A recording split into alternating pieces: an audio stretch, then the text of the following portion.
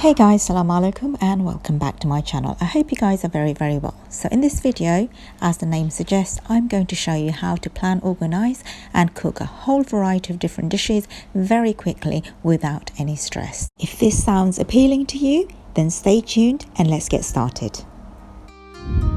Quick request to my viewers, as you can see there's over 95% of you not yet subscribed. These are people who are watching my videos, so if you enjoy my contents then please subscribe for free. It helps it to grow bigger, more videos to watch and means so much to me. Thank you.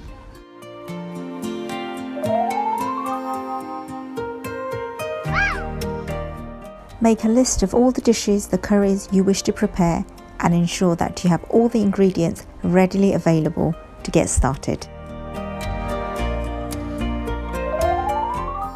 Anything that requires defrosting, take them out of the freezer and place them in the refrigerator the night before.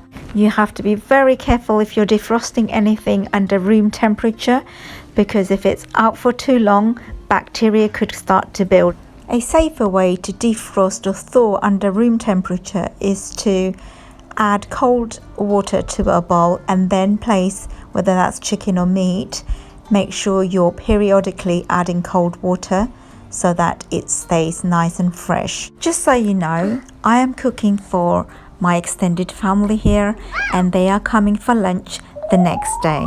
So I've decided to cook all the curries, get them out of the way. There are some dishes like the pilau rice and the tandoori chicken I'll be doing on the day. However, I'll be marinating the chicken the night before.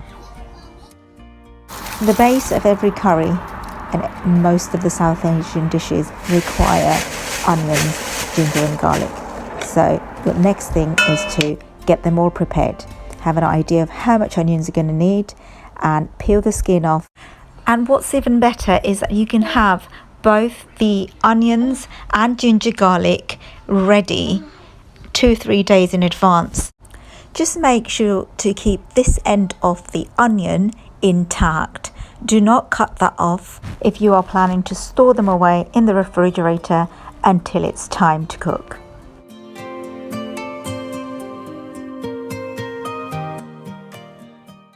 It's always better to keep a clutter-free worktop to work on. So any rubbish you accumulate, make sure you clear out. Like I've said at the start of my video, you need to make sure you have all the ingredients readily available in your kitchen. So this is all the veggies I'm going to use. They're all nice and fresh. Dry plum is what we call boroi in Bengali, and it is used for sour curries with fish.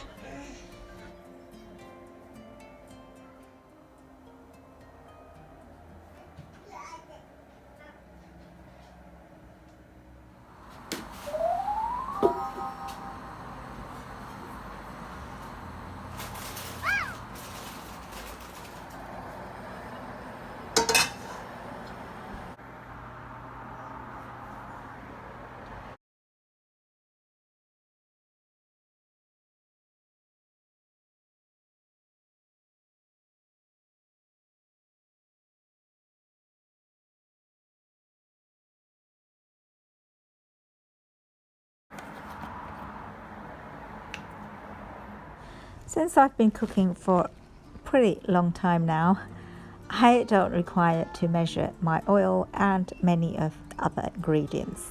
However, if you are new to this, then as a rough guide is 3 to 4 tablespoons of oil for each curry. Bear in mind, depending on the size of your curry, the oil intake could be less or more. Cooking pots, and one is filled with just plain water. That's the one that I'm going to cook the shudki shira in. Now if you're wondering what on earth is that, well, bear with me and you'll find.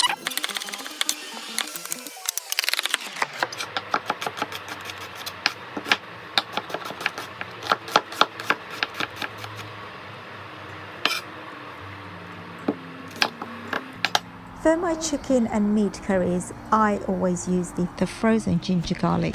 cubes that you can buy from the supermarkets like Tesco's and Asda's here in the UK.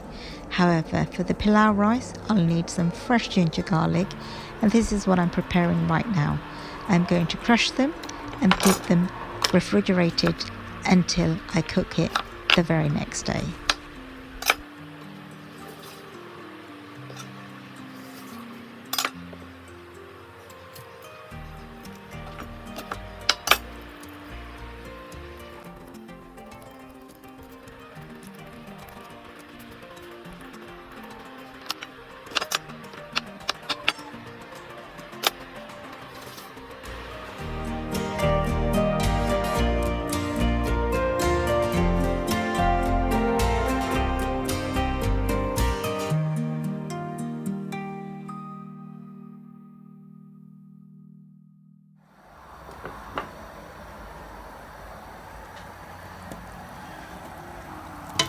As you can see, I've started the base for all of my dishes, and that's onions, ginger, garlic, salt.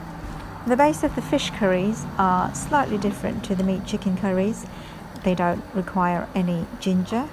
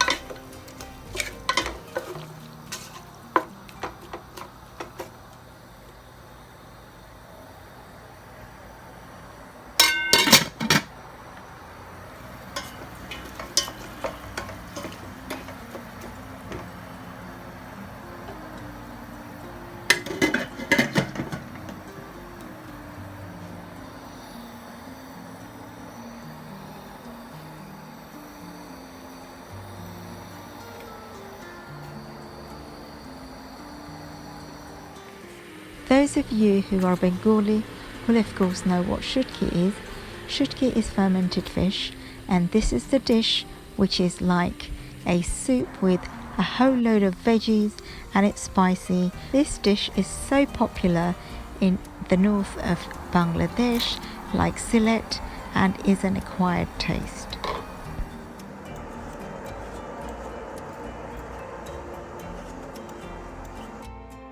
I don't waste no time. Whilst the onions are cooking, I am preparing all the veggies, and I'm going to make sure they are diced, chopped, washed and ready to go in. Most of these veggies are going to go into the fermented fish. That's the potatoes, the muki, which is eddos, the spinach of course, what else? The aubergine, eggplant, as some may call.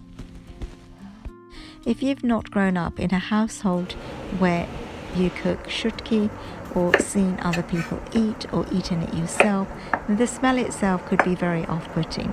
However, if you can get over the smell, then the taste is delicious, and not only that, it's very, very healthy.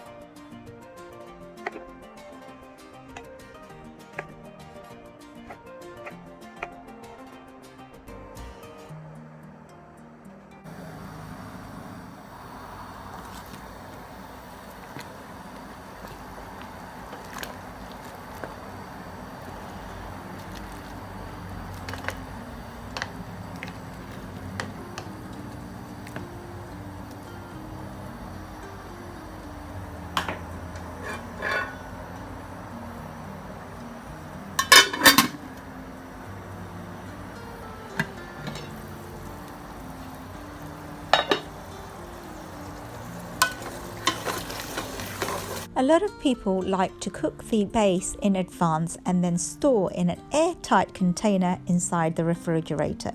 You can refrigerate for up to 4 days without it going off. This will reduce the amount of time you spend in the kitchen and works great with batch cooking.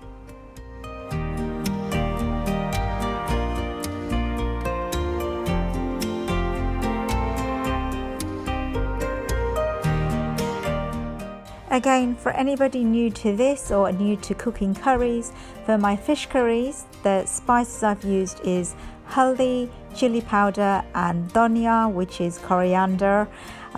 That's for both the curries, and they are both sour curries. One I'm cooking with boro, which is the dry plum, and the other with tomato. For the meat curry is slightly different. I like to use the mixed curry powder, and if you want a bit more heat, then add a bit of chili powder.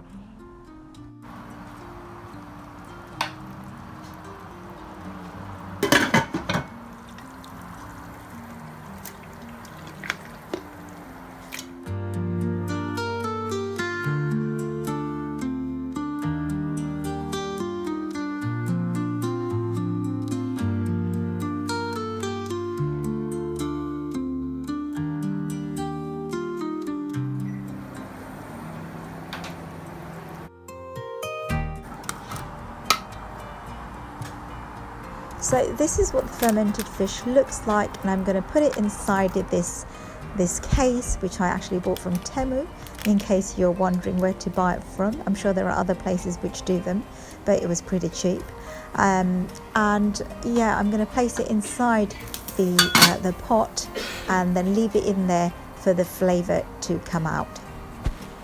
If you don't have this handy tool, then you can do it the traditional way, which is to place the fermented fish directly into the pot, and once all the flesh has come off and the flavour is infused with the rest of the ingredients, then you can take out the bones, which is a bit tricky.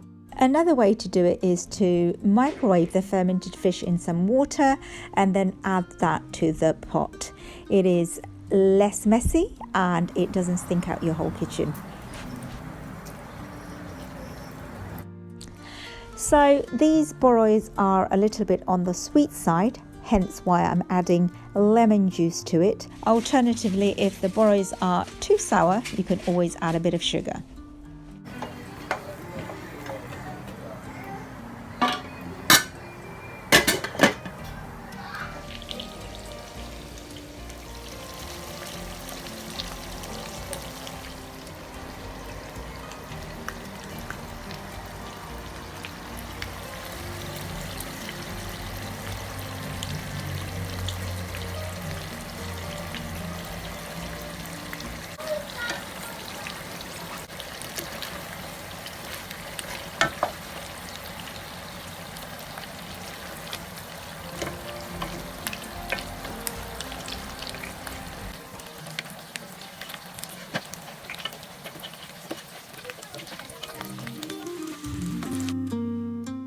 Meat curry with potatoes is a classic Bengali dish which can be served with plain white rice, pilau rice, or even roti.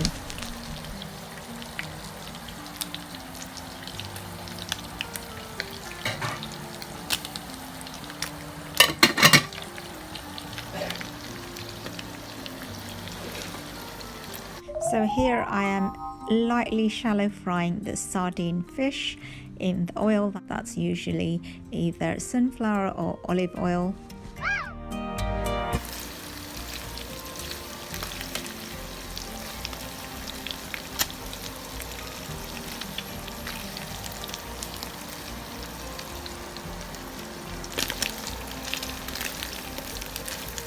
So I'm not worried about the fish breaking at all, as I'm going to be taking out the bones from inside before I add this to the fermented fish. I should Kishira recipe.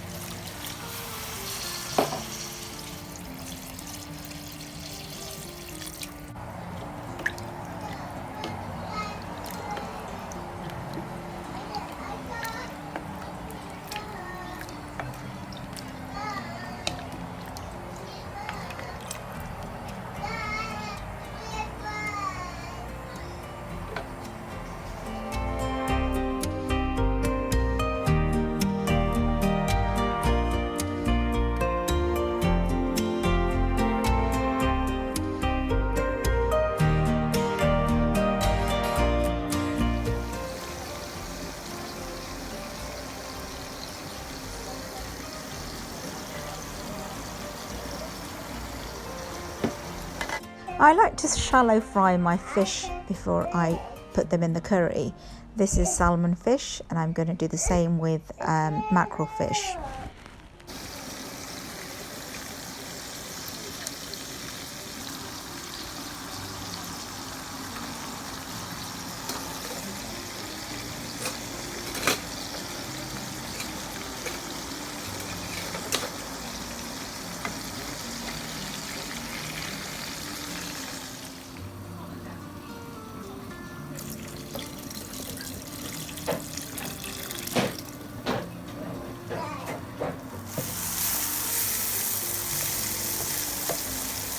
Here I am frying a couple of medium-sized onions for the masbaza or masbiran if you are Sylheti, and this is gonna be with roe mas, that is the name of the fish.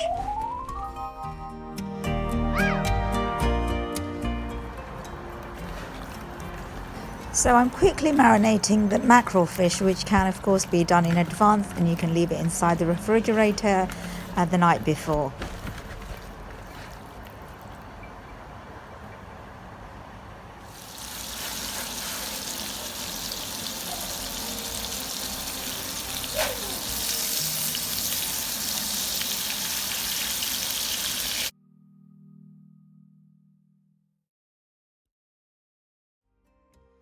So as you can see, I'm trying really hard not to break the fish.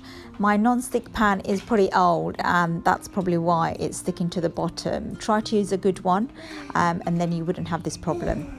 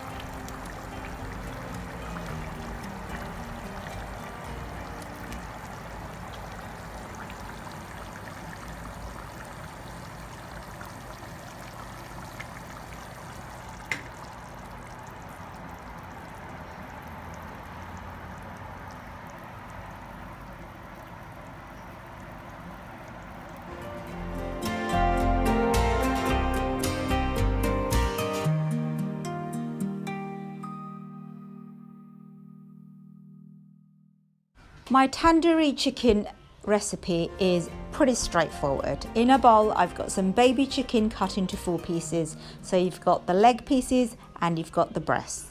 Then I'm adding all the spices, so that's tandoori paste marinade, and I've got natural Greek yogurt, mint sauce which is optional. I've got ginger garlic paste. I'm adding some oil now. I've also got some salt in there. I've added some food color. If you like, you can use paprika instead. And I've also got mixed curry powder. Some people like to use chili powder. Give it a good mix and then refrigerate overnight, allowing all the flavors to go into the chicken. Tandoori chicken must be cooked and served nice and fresh. If you have to reheat it, then the chicken will of course dry out and be hard, so it won't be as tender.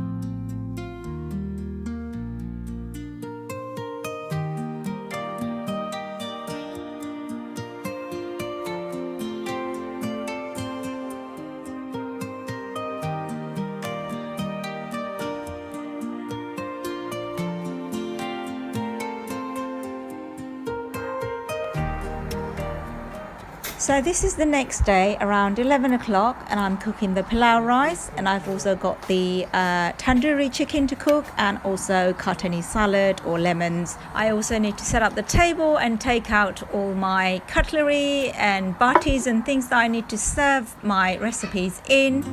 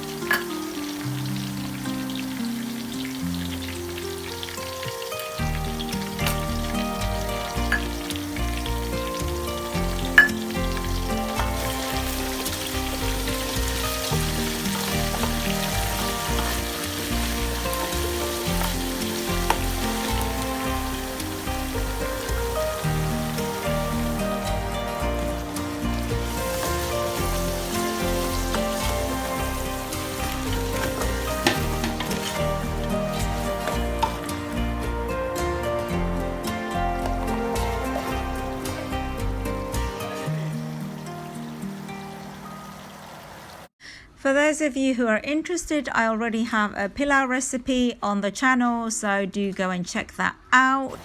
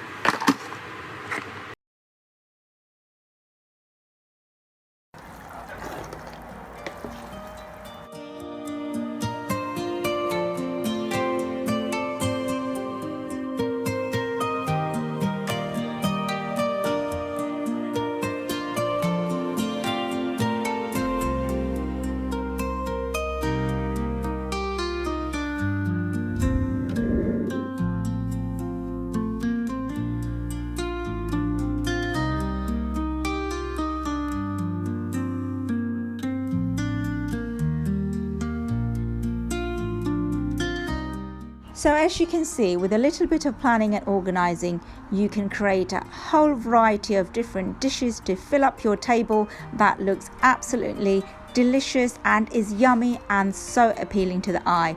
Your guests are going to be amazed.